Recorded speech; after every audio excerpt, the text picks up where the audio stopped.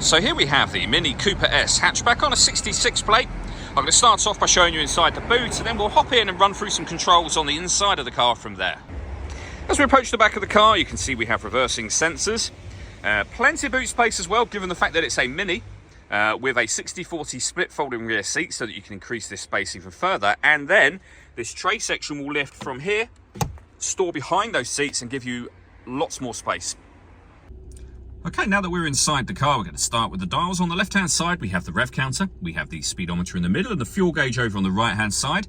Also in the middle, you can see the total miles of the car. They are 30,257.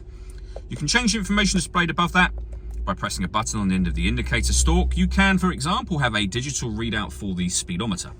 If we back out to the steering wheel, on the left-hand side, we have cruise control and speed limiter, and on the right-hand side, stereo and phone controls. You can only use the phone controls after such time as you pair up the phone, and that is done over on the central screen here. So this is Mini's Media Pack XL.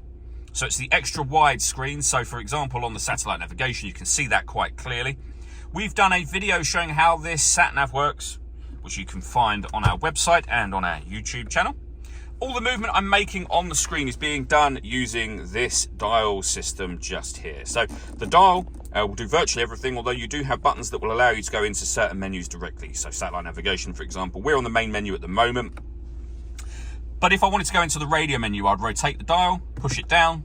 We're now in the radio menu. You can see you've got FM, DAB and AM, and you can rotate to any of those. If I wanted to enter one of those, I'll push that dial down again. We've now gone back to the main menu. This is where you listen to your own music. We have got a few ways in which you can do it, and they are being displayed on screen now. And they include Bluetooth audio, as you can see. We've also got USB input and auxiliary input as well. Working our way down from there, we have dual zone climate control. So you can adjust the passenger temperature, the driver temperature. You can increase and decrease the fan speed. You can determine what direction you'd like the air to be distributed in. And when you're happy with those settings, that button turns your air conditioning on. Same button will turn it off again. Or hit auto, just here. The car will now take control of the direction of the air and the fan speed to maintain the temperatures you've asked for. If you press auto again, you go back to whatever setting you had it on previously, and you can make your own adjustments again from there. We have a heated driver's seat, a heated passenger seat, a heated front screen, and of course a heated rear screen as well. The seats have 3 separate heat settings on each for you. Beneath that, we can turn off the stop and start. We can start the engine from down here, and we have our traction control as well.